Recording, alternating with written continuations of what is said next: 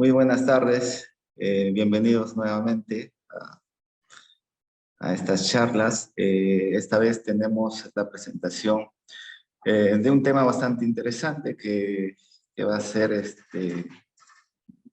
quizás bastante provechoso para las personas, las empresas e incluso los emprendedores que ya están haciendo vinos. Últimamente en el Perú, pues se está utilizando principalmente las variedades patrimoniales, las conocidas como las uvas pisqueras, pero también se están poniendo viñedos nuevos de estas uvas, de uvas sean para vino tinto como para vino blanco, ¿no? En ese sentido, hemos querido presentar esta charla, una charla técnica, específicamente para la elaboración del vino blanco, que también tiene algunas diferencias y matices técnicos que vamos a comentar hoy día. Bueno, para empezar, hacemos una definición breve, la que dice acá: el vino es una bebida exclusivamente de uva, de mosto que puede fermentar completamente o de manera parcial. Aquí hay que indicar que nosotros, en el mundo enológico, de producción de estas bebidas, está regida por la Organización Internacional de la Viña y el Vino, y esta indica que solamente se debería usar de la especie Vitis vinifera, ¿ya? Es decir, las uvas de mesa y otras especies pues quedan descartadas. Asimismo, en el caso del vino blanco, es un producto que se puede elaborar tanto de uvas blancas como de uvas tintas, pero solamente en este último extrayendo el mosto y no haciendo maceración, ¿no? Porque sabemos que las uvas tintas también pueden, nos colorean el mosto, de tal manera que pues evitamos hacer maceraciones en el caso de estas uvas. Algunas características organolépticas del vino blanco, principalmente, además de su color, ¿no? Que puede ser un amarillo con matices o tonos acerados, verdosos o pajizos. El aroma es mucho más afrutado que el vino tinto: flores, frutas cítricas y tropicales especialmente, y en el caso de aromas intensos, ¿no? Y en el caso del gusto, pues aquí encontramos que es más ligero en boca, ¿no? Con menos cuerpo, pero con más acidez que un tinto. Y es por eso que estos vinos deben ser más frescos. Entonces, este producto puede acompañar a comidas, normalmente se dice con carnes blancas, nuestro ceviche, por ejemplo, ¿no? Comidas no tan pesadas o no tan condimentadas o no tan grasas en este caso. ¿Ok? Viendo un poco las partes o características del racimo y de la baya, un poco para ir conociendo la estructura del racimo, tenemos que tiene una parte herbácea que la llamamos raspón, ¿ya? Es la estructura que sostiene a las bayas, ¿ya? Es esta parte herbácea, y que también se recomienda que no participe en el proceso de elaboración. Por otro lado están las bayas, ¿ya? Dentro de las bayas tenemos pues las pieles, que en enología lo denominamos como ollejo. Están las semillas y está la pulpa, en estas proporciones que se indica acá. Si, por ejemplo, la pulpa está al 82 o al 83%, el rendimiento de 100 kilos de uva estará promedio en un 70%, es decir, 70 litros. ¿Ok? A partir de ese volumen, más menos muchas veces, elaboramos o llevamos al proceso elaboración. Aquí algunas variedades blancas. Se dice que hay alrededor de 60 variedades entre blancas y tintas principales en el mundo, pero en total puede haber hasta 5.000 en número. Pero de estas 60, el 50%, menos del 50% son blancas. La mayoría son uvas tintas. Aquí hay algunas principales, las conocen como variedades nobles. Tenemos principalmente Chardonnay, Sauvignon Blanc, Chenin Blanc, Viognier, Riesling, Semillon, Gewürztraminer y algunas otras. Pero también tenemos las variedades con las que nosotros estamos haciendo también buenos vinos. En la Italia, por ejemplo, muchos productores la denominan Moscatel de Alejandría porque hay una mezcla entre esta uva Moscatel de Alejandría y también la Italia. No toda la Italia que tenemos corresponde a esta variedad. Asimismo, tenemos también la Torontel y la Albilla, con la que se está elaborando vinos monovarietales o también vinos de corte, es decir, vinos que se mezclan en porcentajes que ya decide el enólogo o el técnico de bodega. ¿Cuándo hay que cosechar? Ese momento de cosecha la denominamos vendimia. Depende mucho de las características del vino que vamos a elaborar. Normalmente los vinos blancos, como ya les dije, son más ligeros en alcohol y por lo tanto la cosecha de la vendimia de estas uvas están entre 20 hasta 22 grados Brix. En alcohol probable más o menos vamos a tener de 10.5 hasta 12,5 grados de alcohol probable, es decir, después que termina de fermentar. Cuando hacemos otros tipos de vinos, vinos generosos, tenemos que cosechar las uvas mucho más maduras, con más concentración de azúcares. ¿Para qué cosechamos con esos grados Brix? Para todavía mantener la acidez de manera natural, pero también para conservar los aromas, porque cuanto más madura la uva, va perdiendo aromas por evaporación, por combustión de estos o por oxidación, ya que el clima que tenemos es bastante cálido y se produce todas esas reacciones, ¿no? Entonces, otra parte importante para considerar antes de la vendimia es el estado sanitario de la uva. Las uvas tienen que ser de buena calidad, porque si no es así, aparecen aromas defectuosos y principalmente surgen oxidaciones muy intensas que nos hacen perder el color del vino blanco, ¿ya? Asimismo, determinamos la vendimia haciendo muestreos. Vamos yendo al viñedo cada semana,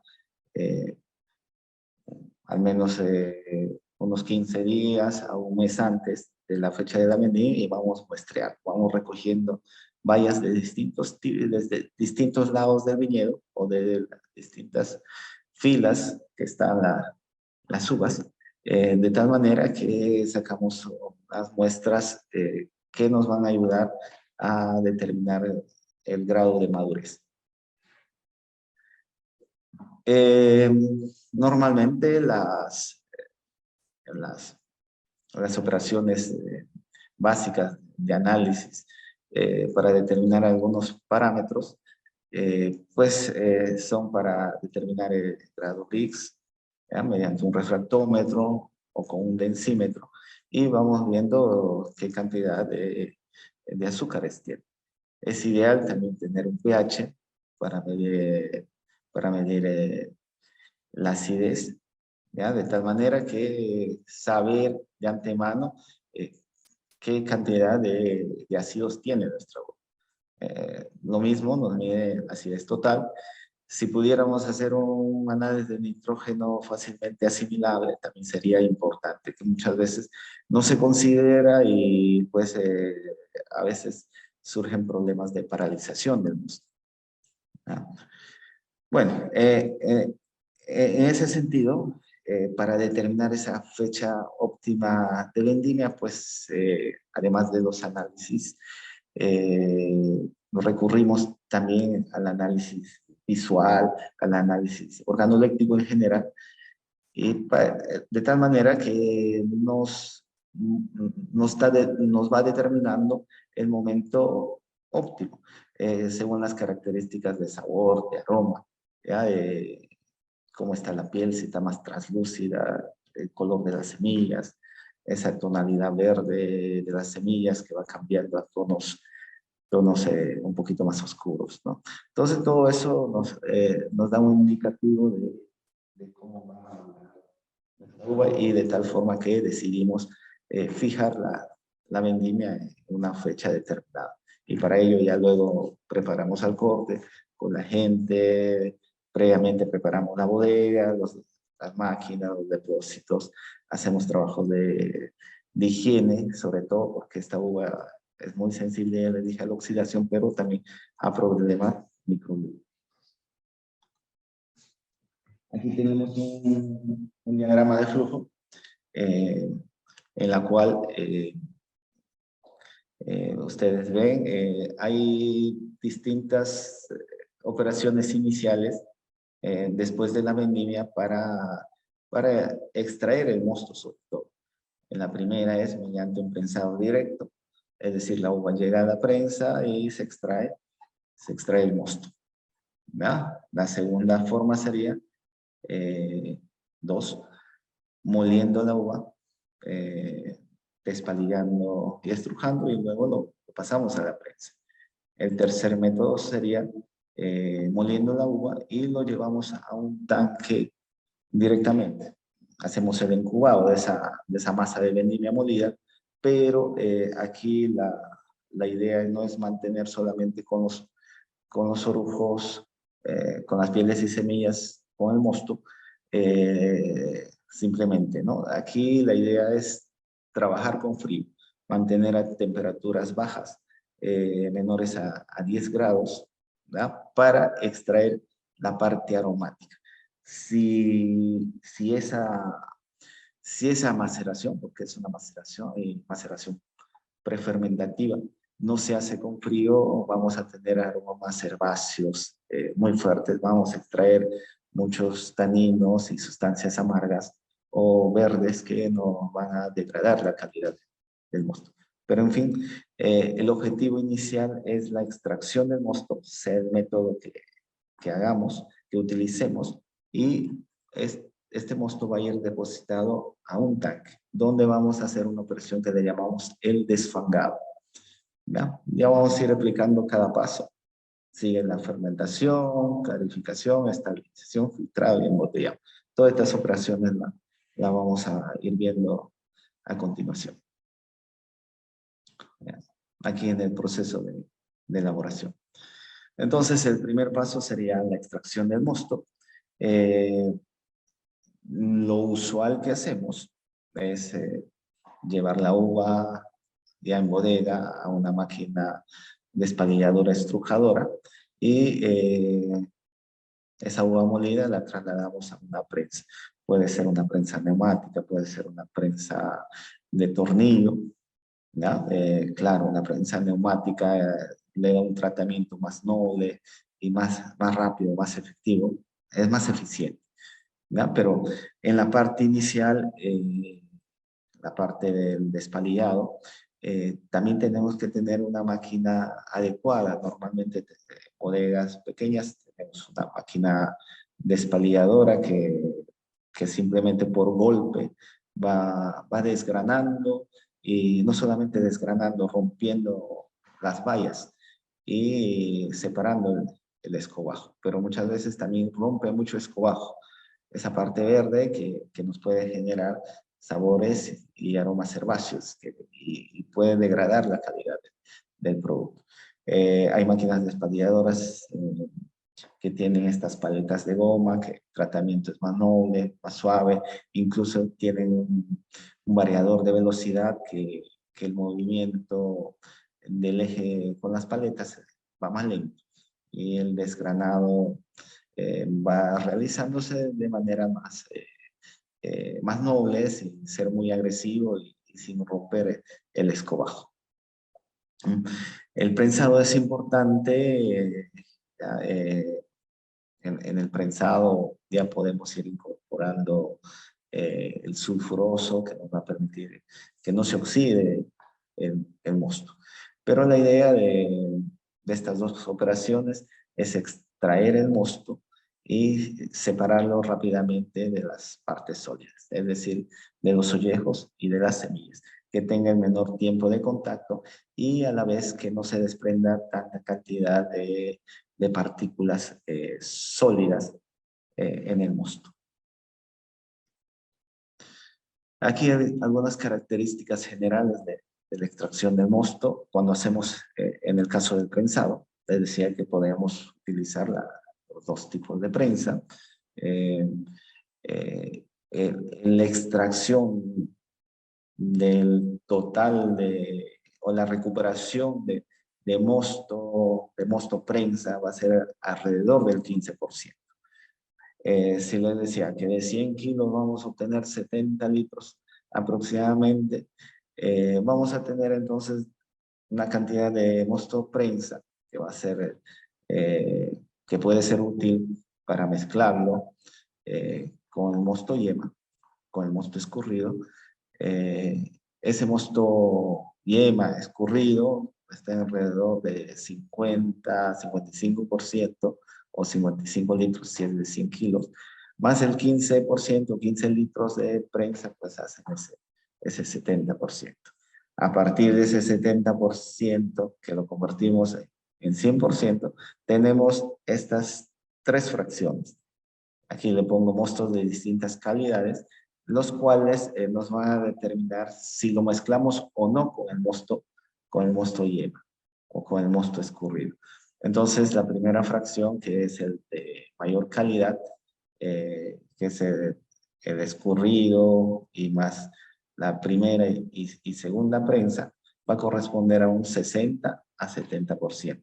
Es decir, del 15% inicial que le estoy indicando. Luego la fracción 2, que es son mostos intermedios de prensa, será el 20-30%. Y la fracción 3 es el mosto prensa de última calidad o de menor calidad, que corresponderá al 10 a un 15%. Si ustedes ven aquí en los vasitos en la imagen, vemos que los primeros mostos tienen una coloración más clara, más amarilla, mientras que conforme va pasando el tiempo y se va prensando, se va intensificando el prensado, se va oscureciendo. Hay una actividad oxidativa y también la extracción de mayor contenido de sustancias vegetales y polifenólicas de las partes sólidas. Es por eso que así grandes, concluyendo esta parte, se podría decir que solamente saquemos un 50 o un 60% del mosto prensa para mezclarlo con el mosto yema y el resto lo podríamos destinar a productos como destilados o vinagres o cualquier otro producto, o las mistelas también, ¿no? Porque la segunda parte sería ya de menor calidad. Les hablé que había que sulfitar el mosto durante la extracción para que no tenga problemas oxidativos. Entonces, el sulfitado es la operación de agregar un compuesto químico que contiene anhidrido sulfuroso. Normalmente lo que nosotros utilizamos es el metabisulfito de potasio, que es una sal que contiene el anhidrido unido al potasio. En otros países, el anhídrido sulfuroso lo venden en balones o bombonas de acero, tipo un balón de CO2 o una botella de oxígeno, de esa manera. Y ahí ese gas se va diluyendo directamente al mosto. En este caso, nosotros en Perú todavía no tenemos ese tipo de producto de manera comercial y lo que utilizamos es esta sal, metabisulfito de potasio.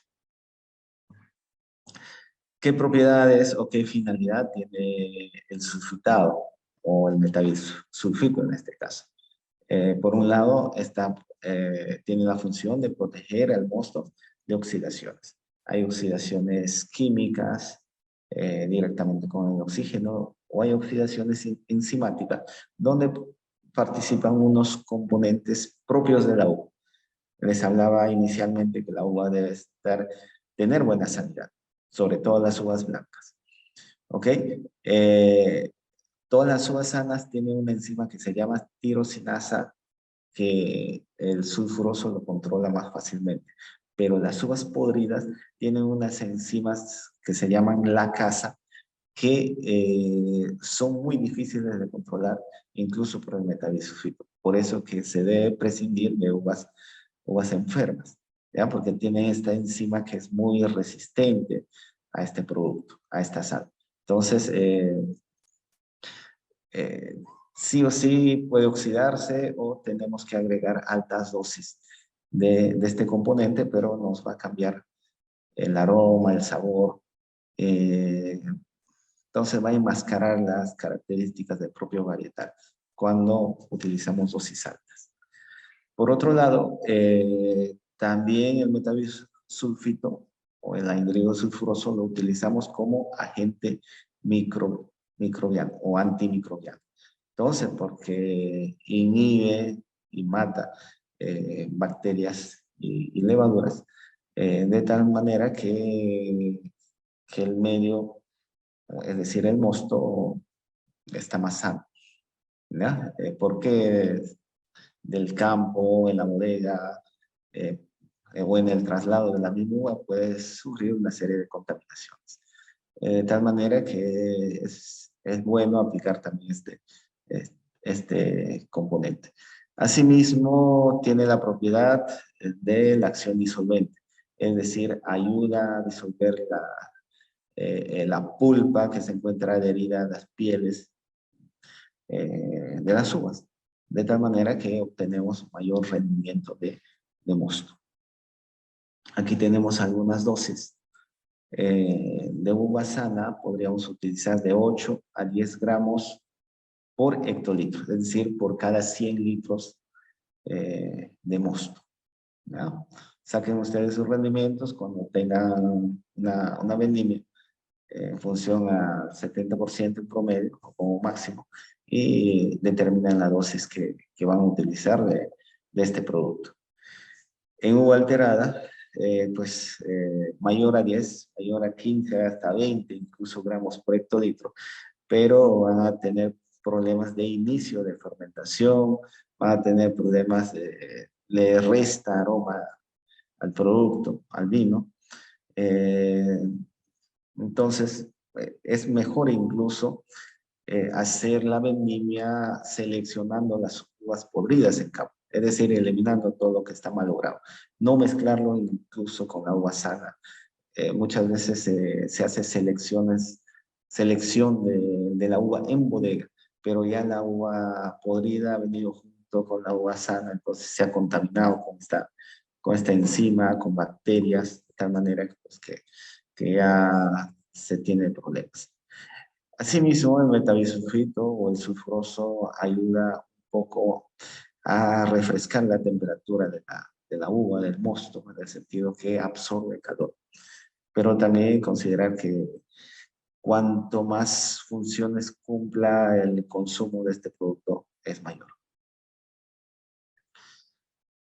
Les hablaba del desfangado. Después de la extracción del mosto viene esta operación. En los vinos blancos es muy importante porque consiste en separar los fangos del mosto. Normalmente la uva tiene, perdón, el mosto ya extraído es un mosto turbio porque contiene una serie de sustancias. Saben ustedes que la uva no se lava, se procesa directamente, de tal manera que el mosto está con un poco de tierra, las partículas vegetales que se extraen de la misma uva, en la molienda, en el prensado.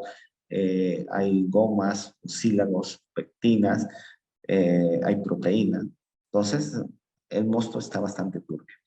Eh, eh, eh, de tal manera que mediante esta operación lo que queremos es hacer que precipite todo el fango, toda esa suciedad a la parte baja para luego trasegar, hacer un trasiego y obtener el mosto limpio.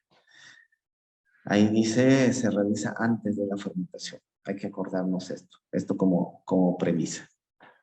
¿Qué tipos de desfangado se puede hacer o se hacen? Hay estos tres tipos. Hay la denominada sedimentación natural. Normalmente en países de climas fríos, pues después de sulfitar, dejan un momento, un tiempo el mosto extraído sin tocarlo. Y por el frío que hace en esas latitudes, en esos países, pues precipitan esos fangos. La segunda es la decantación con clarificantes. Quizás esta nos podría valer o la podemos utilizar nosotros, en la cual aplicamos un clarificante para limpiar el mosto, ¿ya? Acelerar el proceso de clarificación. Entonces, por ejemplo, aplicamos una bentonita, ¿ya? 50 gramos, 60 gramos por hectolitro. ¿Ya? Y a las 6 hasta 14 horas, incluso hasta las 24 horas, después realizamos el trasiego, ¿no? Mejor si este desfangado lo hacemos aplicando frío, o sea, un sistema de frío, un chiller, enfriamos el mosto, lo llevamos a temperaturas también menores a 10 grados o si se puede cercanas a 0 grados, perfecto. El mosto, los turbios van a precipitar de tal manera que después de 12 horas podríamos ir limpiando, de tal manera que no le aplicamos ninguna sustancia química.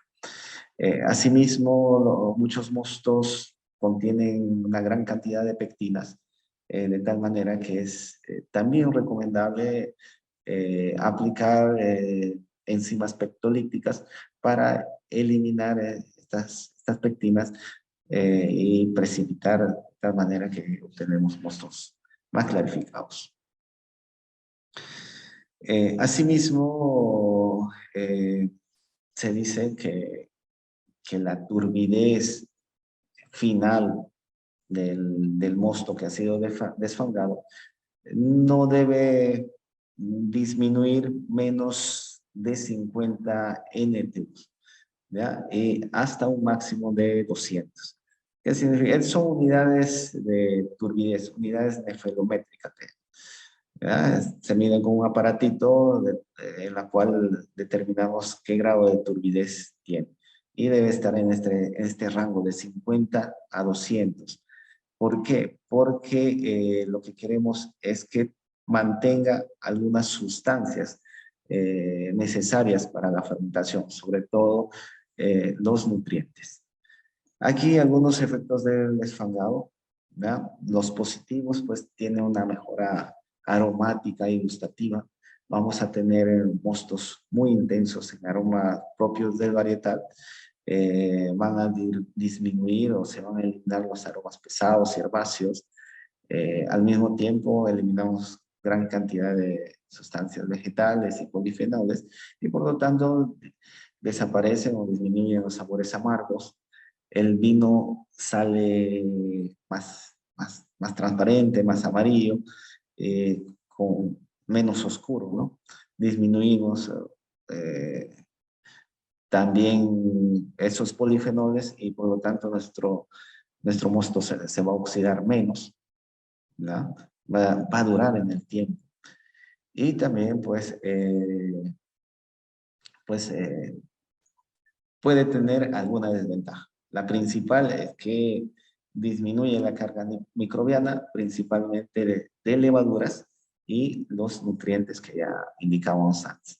Las levaduras son buenas para que inicien la fermentación, pero su alimento también disminuye, ¿ya? Que está compuesto a base de nitrógeno. Le llamamos nitrógeno fácilmente asimilable. Y por lo tanto, en la fermentación es necesaria agregar tanto levadura, reponer levaduras y también nutrientes. Entrando en la fermentación, tenemos que es un proceso normal que ocurre por la actividad de los microorganismos, en este caso las levaduras. ¿Ya? Eh, Sería bueno trabajar con levaduras autóctonas, pero tendremos que tener un mosto ya preparado, denominado pie de Cuba, pero si no es así, tenemos que inocular levaduras, ¿ya? De tal manera que pues inicien la fermentación. Pero en todo caso, definiendo un poquito de la fermentación alcohólica, es el proceso en el cual el mosto que contiene azúcares y otras sustancias más, eh, este azúcar es transformado por las levaduras en dos compuestos principales, el alcohol y el CO2. Pero hay un grupo de compuestos secundarios que le da el aroma, el sabor, que también son importantes y que son producto de la fermentación. Teóricamente, por cada 17 gramos se forma un grado alcohólico. 17 gramos de azúcar, un grado de alcohol. Pero esto va a depender de la temperatura de fermentación. Y es así que para esos 17 tiene que haber una temperatura de fermentación de menos de 20 grados. Si no es así, el consumo de azúcar va a ser mayor. Es decir, si es mayor la temperatura a 20, vamos a consumir mayor cantidad de azúcar, 20, 18, 19, 20, 21, hasta 22 gramos, para que nos dé solamente un grado alcohólico. Entonces, una opción en la que se suele utilizar para la elaboración de los vinos blancos es el uso de levaduras secas activas, ¿ya? Que nos proporcionan a veces buenos aromas, pero nos hacen perder las características originales del varietal, ¿no? Porque son levaduras exógenas, pero que son muy buenas para fermentar y que también te dan aromas propios y que no es que sean malos, que simplemente son diferentes, ¿no? Si buscamos originalidad con las levaduras secas activas, pues no las vamos a conseguir. ¿Qué más? Coadyuvantes de fermentación. El uso de nutrientes es importante. Como hemos hecho el desfangado, hemos limpiado casi completamente el mosto. Entonces necesita de estas sustancias. Hay sustancias a base de fosfato diamónico.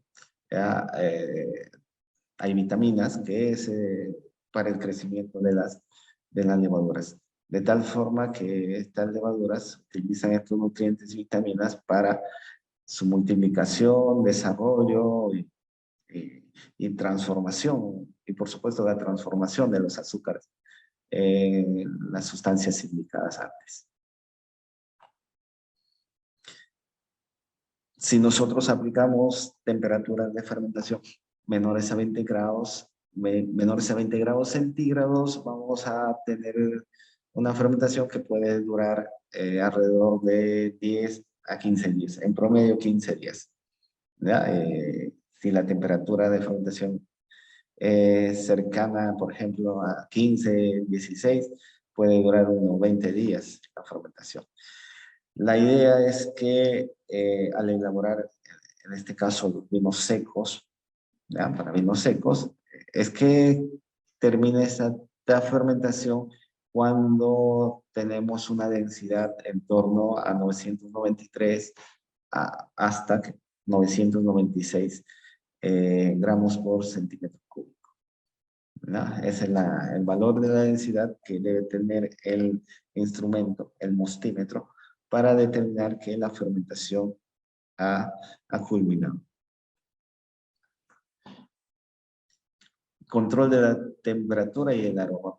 La idea es que el aroma propio del varietal, los aromas fermentativos, se mantengan en el mosto, en el vino, y no se pierdan. Esto solamente lo vamos a conseguir con temperaturas bajas. Aquí les pongo 16 y 20, ideal 18. ¿Ok? ¿Por qué? Porque a esa temperatura se forma una mayor cantidad de ésteres, esos compuestos secundarios que hablaba, pero que tienen olores, aromas muy agradables, muy intensos, afrutados, muy interesantes. Por otro lado, cuando las temperaturas sobrepasan esos 20 grados, hay mayor formación de alcoholes superiores, eh, de tal manera que se forman menos ésteres y más alcoholes superiores. Asimismo, esta operación del desfangado también ayuda a eliminar aminoácidos, unas sustancias de las cuales se forman algunos alcoholes superiores. Entonces, es buena también el desfangado. Aquí tenemos algunos datos para el vino blanco. Entonces, la temperatura crítica sería mayor a 20 grados. Que no es que no se pueda fermentar y hacer vino, sí se puede, pero pierde la intensidad de aromática y aromas buenos. Entonces, el rango de fermentación entre 15 y 20 grados. Y este valor de acidez, que lo evaluamos con el parámetro del pH, tiene que estar entre 3,3 a 3,4. Hay vinos incluso menores a 3,3 que son más ácidos, más potentes, más intensos. ¿Ya? Pero este valor es ideal para casi todos los tipos de vinos blancos. ¿Mm? Aquí tenemos en esta diapositiva denominada la vigilancia de fermentación. Lo que se hace es, una vez iniciada la fermentación, se controla día tras día la densidad y la temperatura. Se busca que la densidad vaya disminuyendo progresivamente, como vemos aquí en la gráfica, según los días que transcurra la fermentación. Entonces, ¿qué nos ayuda eso? A determinar si la fermentación está yendo bien. Digamos, si la densidad, por ejemplo, empezó en 1100, esta densidad tiene que ir disminuyendo paulatinamente hasta llegar a esos 993 o 996, ¿verdad? Para que el vino esté completamente seco, ¿verdad? Si en alguna etapa, en algún día de control vemos que la densidad se mantiene igual, es que está ocurriendo una paralización. Entonces debemos intervenir, ver qué es lo que pasa, quizás falta de nutrientes, exceso de calor, o la levadura se está muriendo. Entonces para eso es útil este control. Y este control también lo hacemos con midiendo la temperatura, ¿no? Lo ideal, como les dije, es mantener una temperatura menor a 20 grados, ¿no? Si la temperatura es muy alta, las fermentaciones son muy rápidas. En ese caso, se pierde alcohol, aromas por evaporación. Es decir, se forma tanto CO2 de manera violenta que las burbujas arrastran CO2, perdón, arrastran alcohol y aromas. Y también se forman esos alcoholes superiores que no son nada agradables. El trasiego. Una vez que ha concluido la fermentación, pues es importante hacer esta operación. Que consiste en la separación del vino limpio de los fangos, de las partículas que se han generado en la fermentación. Entonces, normalmente una vez que culmina esta fermentación, hay el cese de CO2, es decir, ya no hay formación de CO2 y por lo tanto el mosto o el vino se tranquiliza, ¿ya? Y de tal manera que van cayendo las partículas que estaban en suspensión. Después de haber comprobado que la densidad está en los valores antes indicados, lo que se hace es dejar al menos unos 2 días, ¿no? Para tranquilo el mosto, de tal manera que se vaya precipitando esas partículas. Luego de ese tiempo, lo que hacemos es el trasiego, ¿no? Ese trasiego lo complementamos agregando a ese mosto limpio nuevamente metabisulfito, es decir, sulfitamos. Sulfitamos para protegerlo de la oxidación. El CO2 que tenía antes durante la fermentación lo protegía, pero ahora ya no. Entonces hay que agregar nuevamente metabisulfito de potasio, que puede ser una dosis de 10 gramos por hectolitro, ¿no? Asimismo, como le decía, ese mosto necesita protección, además del metabisulfito. También llevamos el mosto a un depósito en la cual, un, de, un depósito que le llamamos tanque siempre lleno, en la cual este tanque nos permite que pues la superficie del mosto, la superficie o del vino, se pueda tapar o se pueda sellar con su tapa, ¿no? Pero si tenemos cualquier otro envase que se pueda sellar y quede el mosto de manera hermética, pues, está bien. Lo importante aquí es que no quede espacios con aire. Le llamamos espacio de cabeza. El aire oxida paulatinamente el mosto, de tal manera que puede perder las características iniciales. Entonces, recomendación: llevar el mosto limpio a un depósito sin aire, es decir, llenarlo completamente. Ya la siguiente etapa sería la clarificación. Es una operación en la cual se puede realizar de manera espontánea o ayudándonos por un clarificante. Aquí queremos seguir limpiando el mosto. Las operaciones anteriores no son suficientes para la limpieza del mosto. Está todavía turbio. Ya en menor grado, pero hay una turbidez. La clarificación espontánea es entonces esperar al menos un tiempo, 2, 3 meses o más tiempo, con el mosto sin tocar, de tal manera que se vaya limpiando de manera natural. Pero muchas veces este proceso es muy largo y no se limpia totalmente, por lo que se hace necesario el agregado de sustancias químicas. Entonces, a esta clarificación la llaman clarificación por encolado, ¿no? ¿Cuál es el mecanismo de la clarificación? Se da mediante la atracción por las cargas eléctricas que tienen los compuestos. Normalmente los vinos blancos tienen cargas positivas, ¿ya? Tienen proteínas, y el clarificante que vamos a agregar es un clarificante de carga opuesta, de carga negativa, usualmente bentonita. ¿Ok? Pero también podemos agregar clarificantes combinados que tienen carga positiva y negativa, pero que finalmente, después de pruebas, se determine que sí está realizando la limpieza de los. Entonces, estas cargas se atraen, se juntan, de tal manera que se coagula y una pequeña partícula y tiene una masa y finalmente flocula, es decir, precipita. De esa manera se puede ir limpiando más rápidamente el mosto. Aquí tenemos un grupo de clarificantes que podríamos utilizar para los vinos blancos, ¿no?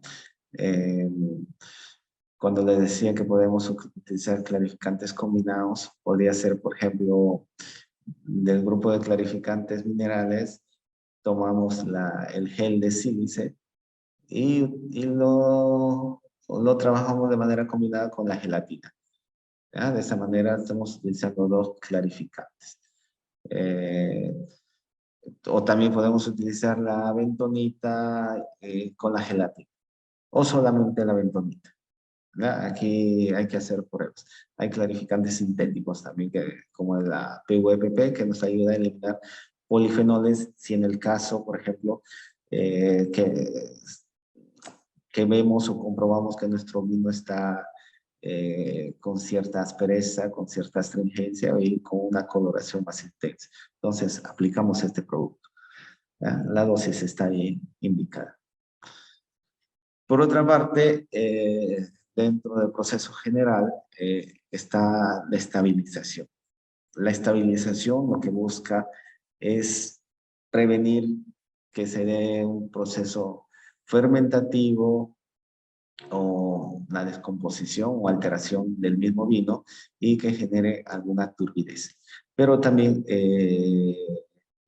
esta estabilización incluye la eliminación de posibles partículas o precipitados que se den en la botella.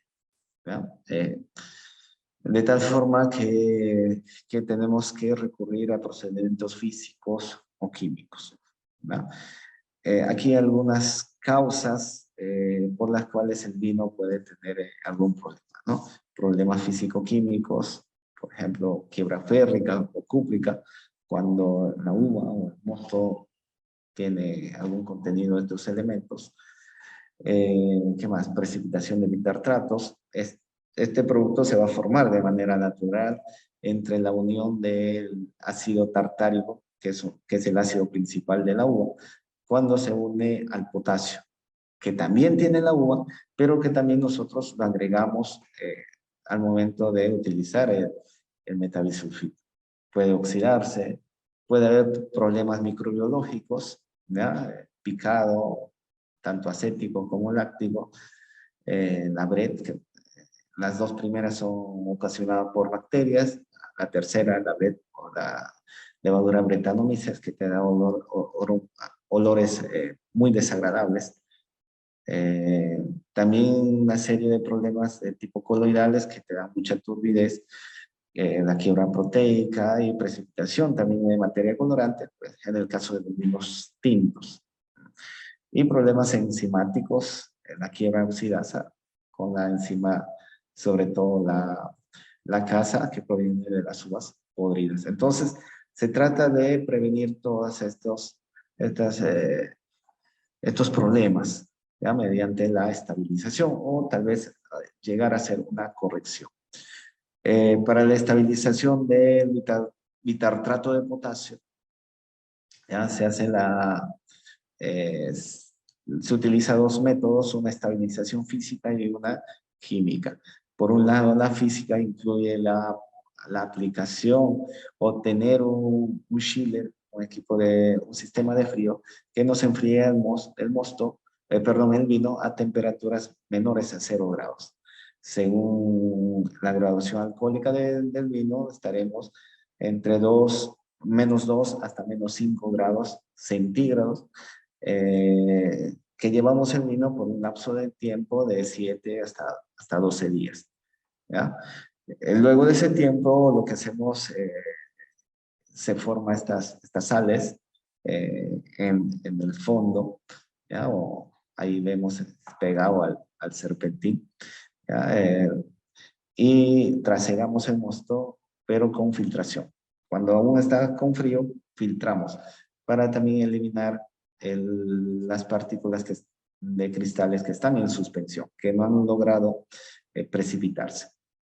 Por otro lado, tenemos una aplicación química en la cual no buscamos eliminar las sales tartáricas, sino lo que buscamos es mantenerlas en suspensión, es decir, que no se junte el ácido y potasio de tal manera que todo se mantenga suspendido y el vino permanezca limpio.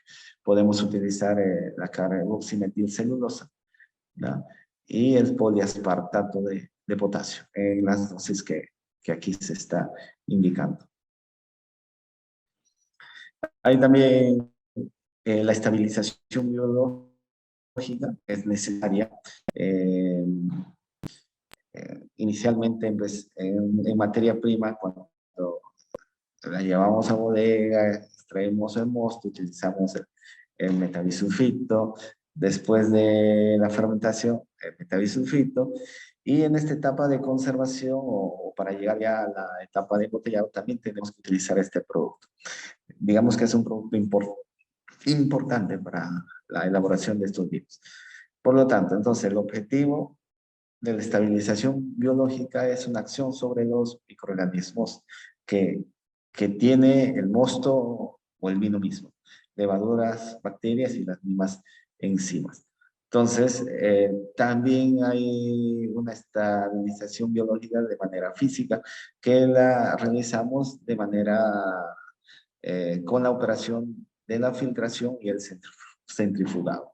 ¿Ya? Normalmente lo que tenemos en una bodega es una máquina de filtración, entonces, con la cual filtramos el mosto, el vino, y vamos eliminando también, sobre todo, las levaduras que tienen mayor tamaño.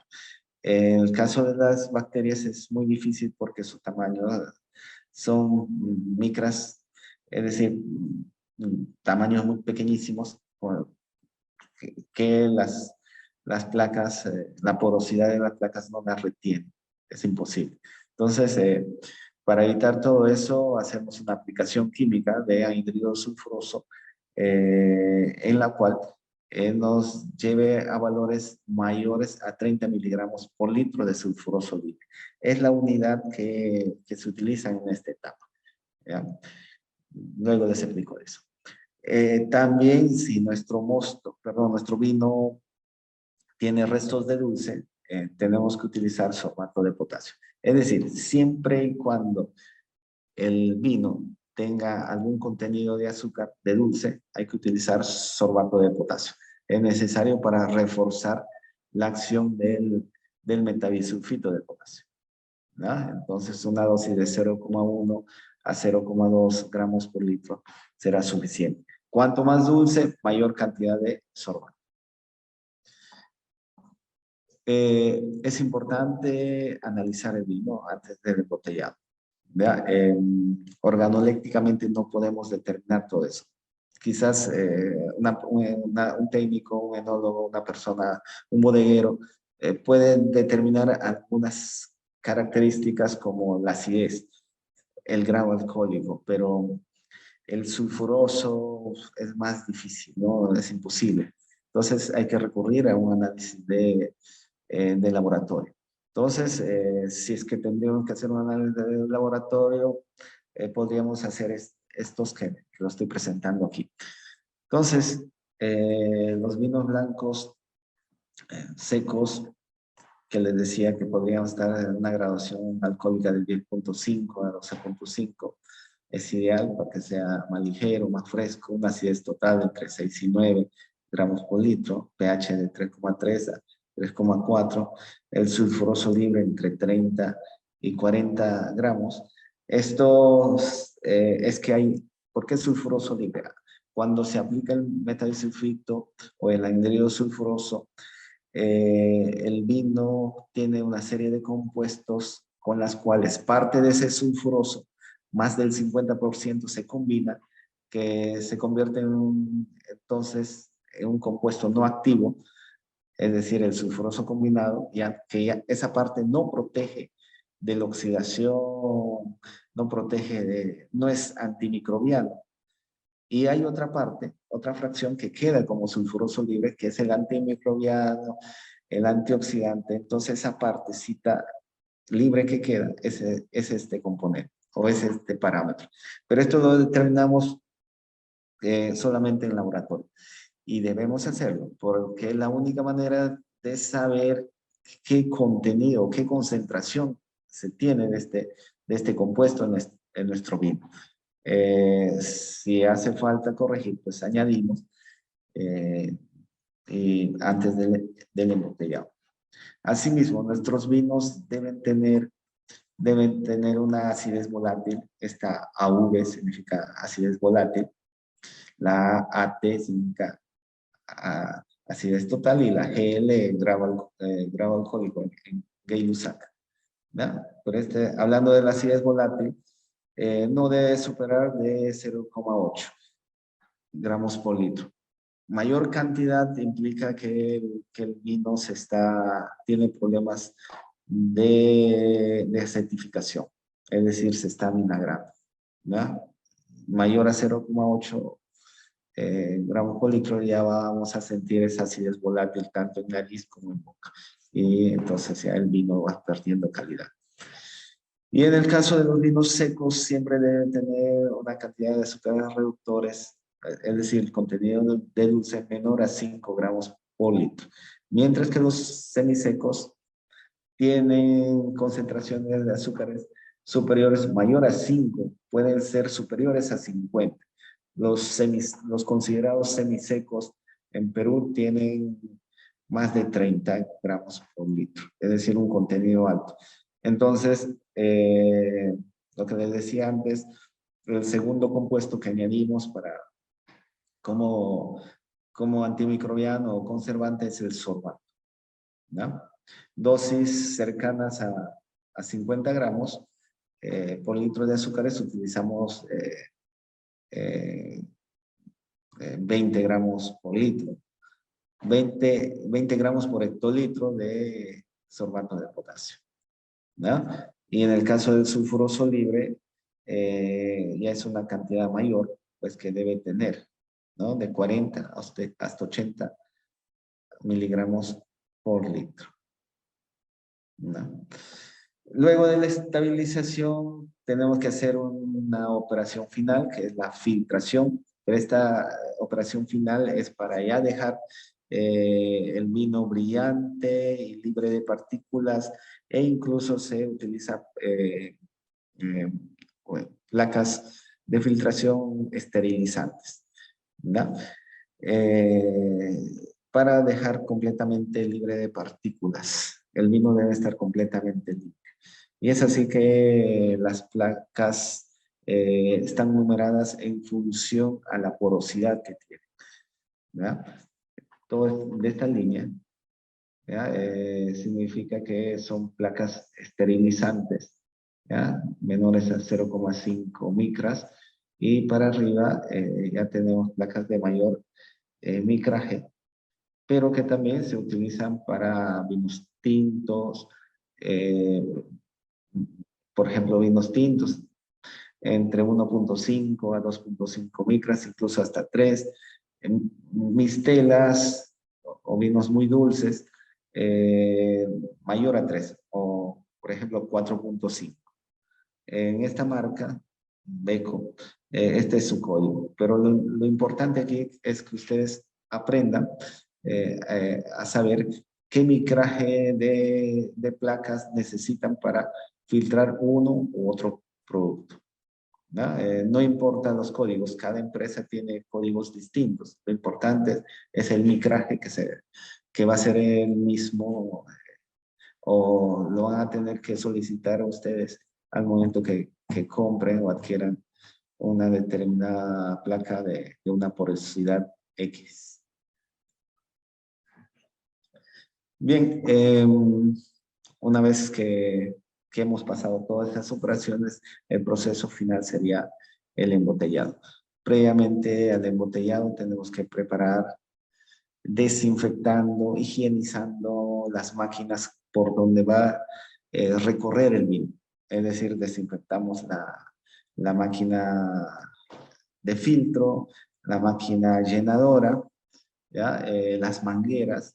Podemos utilizar una solución de metadisulfito al 5% o ácido peracético, y posteriormente hacemos un enjuague general para eliminar restos de estas sustancias. También tenemos que lavar las botellas nuevas y lavar y desinfectar las botellas usadas en el caso que usemos o utilicemos de este último tipo, ¿ya? ¿Qué más? Últimamente se está utilizando las tapas Pilfer para embotellar, para tapar los vinos. y de tal manera que nos permite pues una apertura, un destape de la botella de manera rápida, aunque lo más clásico sigue siendo la utilización de los corchos, ¿no? Pero aquí necesitamos este elemento denominado sacacorcho para abrir nuestras botellas. La botella con tapas Filfer ya no necesita ponerle la cápsula, mientras que cuando se utilizan corchos, pues se le tapa con estas cápsulas. ¿Ya? Y vamos a necesitar por ahí un equipito para hacer el termo encogido que le llaman de las cápsulas, el sellado. ¿Ya? Y bueno, se termina vistiendo la botella con las etiquetas de nuestra marca. Amigos, es todo. Si hay alguna duda, pues seguimos conversando. Por acá se ha ido la luz. Voy a prender la luz un momentito. Si es que hay preguntas, pues las resolvemos. ¿Qué tal? Buenas tardes nuevamente, Juan Carlos. Ingeniero Hidalgo, agradecer por su ponencia súper clara de inicio a fin. No sé si las personas que nos están acompañando esta tarde tienen alguna duda, alguna consulta. Pueden abrir el micro cuando ustedes deseen, aprovechar el espacio también para resolver tal vez por ahí consultas que se han quedado en el camino. No lo sé, a ver, por ahí de repente Mabel, Milton, Natalia, Rocío, Rosana, Sandra, tienen algunas consultas. Si en caso no tuvieran alguna consulta, me adelanto un poco y quisiera comentarles que esta ponencia lo van a encontrar en la página de Ruta Digital del Ministerio de la Producción. En los próximos días, más tarde el día miércoles, ya lo van a poder visualizar. Por si presentan alguna duda, lo pueden volver a ver, compartir con sus compañeros. Por ahí tenemos una consulta, a ver. César Sánchez nos dice, ¿cuáles pueden ser las razones que de una caja embotellada 2 o 3 botellas se oxida? A ver, es una, es un problema bastante raro, ¿no? A menos que, ¿qué podría ser? Contaminación de la botella, no se ha desinfectado bien la botella, y de repente el primer vino que se ha embotellado ha tenido algún compuesto químico que ha generado esa oxidación, no se ha enfadado bien la botella, o las máquinas, ¿no?, de filtración, de llenado. Es raro, sinceramente raro. Podría... no es usual que suceda eso, ¿no? O se oxida todo el lote, pero nunca por solamente algunas botellas, ¿no? El corcho que haya tenido algún elemento que haya oxidado, ¿no? Pero en principio tendría que decirle que si se ha oxidado algunas botellas, el vino no estaba estable. Lo que hemos hablado de estabilidad, quizás le faltaba alguna concentración de metabisulfito, de sulfuroso libre, ¿ya? Y ha sido muy propenso a oxidarse por algún factor externo, exógeno. Perfecto. Ahora Bulnes nos consulta, ¿por qué saltan los corchos después de ser embotellados? ¿Me repite? No le escucho bien. Hola, sí. La pregunta es de Bulnes, ¿por qué saltan los corchos después de ser embotellados? ¿Por qué saltan? ¿Por qué salen? Sí. Ya, principalmente porque está habiendo una refermentación en el vino. No es un vino muy estable. ¿Ya? Entonces está habiendo una actividad, sobre todo de levaduras. Eso sucede en algunos vinos dulces que no están estables, o semisecos que no están estables, y pues se origina una refermentación. Esa refermentación se produce o hay el desenlace cuando el vino recibe calor o está guardado en una zona que es algo caliente, quedan las levaduras en el vino que no han sido eliminadas y pues toma como sustrato ese azúcar que hay y se inicia una refermentación de tal manera que se genera el CO2 y pues el CO2 va empujando la botella, el tapón de la botella. Eso es lo que pudo haber sucedido. Ok, bueno, si no tenemos más consultas, bueno, Bulnes parece que no se ha quedado, bueno, se ha quedado con una duda adicional. Él pregunta, ¿no? ¿Qué se hace para que no suceda el tema del el corcho, ¿no? Cuando sale de la botella. Sí, estabilizar el vino. Faltó estabilizar. El contenido de sulfuroso ha sido insuficiente. Por eso que le recomendaba que antes de embotellar el vino sería importante hacer el análisis del vino, ¿no? En este parámetro, sobre todo de sulfuroso libre. Si es que está en déficit, digamos que no está entre 30 y 40, en el caso del vino blanco, habría que adicionar un poquito más de este compuesto y llegar al óptimo. También hay que considerar el pH, ¿no? No siempre la adición de metabisulfito implica una corrección rápida del sulfuroso libre, ¿no? Funciona mejor este compuesto cuando hay una buena acidez, es decir, un pH bajo. Por eso que también le ponía el parámetro de pH de 3.3 hasta 3.4. No sé qué vino es, yo imagino que es un vino semiseco. Entonces, tiene un contenido de azúcar mayor a 30 gramos por litro y por lo tanto también necesita una dosis de sorbato de potasio. ¿Verdad? Que puede estar en promedio de 15 gramos por cada 100 litros. ¿Ok? Más o menos. Por eso ha sucedido una refermentación. ¿No? Problema microbiológico. Ok, por aquí Natalia comenta que hizo unas preguntas directamente a usted, este ingeniero. No sé si las puede ver o tal vez... ¿Dónde? ¿En el chat? sí, en el chat. Aquí dice, Natalia, es más o menos cuánto es la inversión para producir vino blanco a nivel casero y a nivel pequeña empresa. A ver, de las uvas blancas, las denominadas patrimoniales, las pisqueras, en Ica, por ejemplo, está en promedio de un sol 20, y puede llegar hasta un sol 50, en promedio.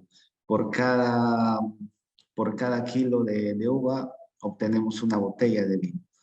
Entonces, pongamos en promedio 2 soles con transporte, recolección, transporte de la uva hasta bodega, 2 soles.